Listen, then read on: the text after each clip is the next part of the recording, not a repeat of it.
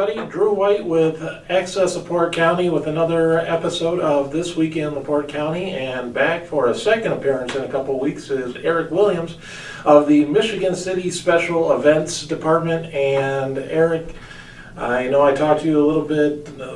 We would be remiss if we didn't really quickly talk about the Sculpture Festival. Went really, really well. Yeah, that it did. Singing Sand Sculpting Festival, what a weekend it was. We had 17 amazing artists out there creating some of the most beautiful sculptures I've ever seen. Great food, great art craft merchandise vendors, and finally great weather. Weather was beautiful all 3 days. A little rough patch on Saturday night, but other than that, perfect event. It was a great time, and everybody seemed to enjoy themselves out there. And again, kudos. I know we always joke with you guys that people think, oh, you've got about 5 or 6 big events over the course of the year, and you get to take the other 46 weeks off, but that is far from true. But the volunteers, the sculptors, everybody just came together, and I think that event really showcased what Michigan City is capable of. It did, definitely, yeah. And a huge thank you to our volunteers. You know, everything that we asked, it was done. It was done with a smile on their faces, and we could not have made it through that weekend without their help. So any volunteers out there watching in, we appreciate everything you guys did this weekend, and it was a great time. Most definitely. And no rest for the weary. Coming up this Saturday on Franklin Street, it is the Kitty Parade. Returning, it goes from Franklin. It's on Franklin Street between 7th Street and 4th Street, beginning at 11 a.m. But this is a parade it's meant for the kids. It is, yeah. It's not in terms of size as big as the Patriotic Parade, obviously, but it's right up there in terms of importance. The kids come out, they show their patriotic spirit. Participation is, of course, free, and just as important as participating in the parade is participating in attendance. We want to line the street and have people cheering these kids on for their participation and showing them how much we appreciate them. Right. Any new features in this year's parade from previous years? No, we're going pretty much the same format, same concept we always have.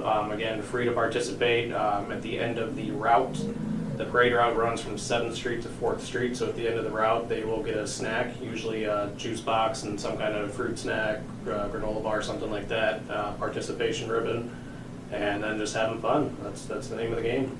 And again, this one really is about the kids, and it's one of those things I know that Terry has said in the past. Even if you haven't registered to participate, still come on out, and then you guys will find a place for the kids to participate. Mm-hmm. Yeah, absolutely. You come out the morning of and you haven't signed up yet, we'll have a tent set up on the corner of 7th and Franklin. You just come over, you tell us you want to be in the Kitty Parade, and we'll get a spot in the lineup for you.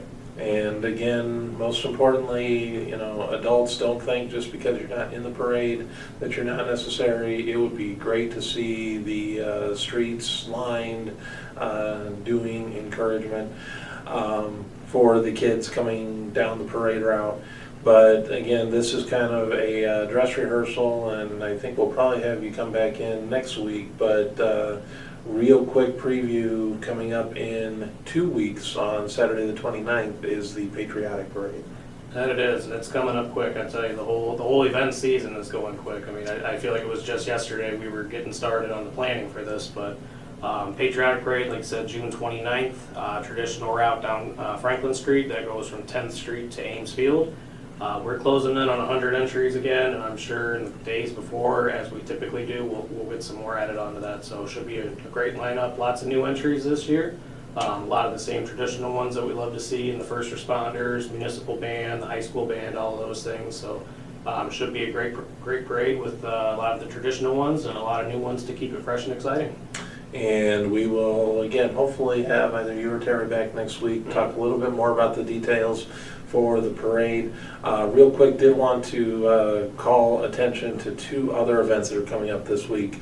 The first is coming up on Wednesday, the 19th. It is the second day of the Juneteenth celebration here in Michigan City at Charles Westcott Park. That goes from 11 a.m. to 6 p.m.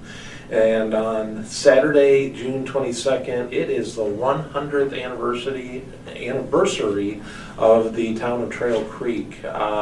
There is going to be a celebration from noon until 8 p.m. at Nelson Park, and then there is the adult after party for those that wish to partake from 4 to 8 at the Moose.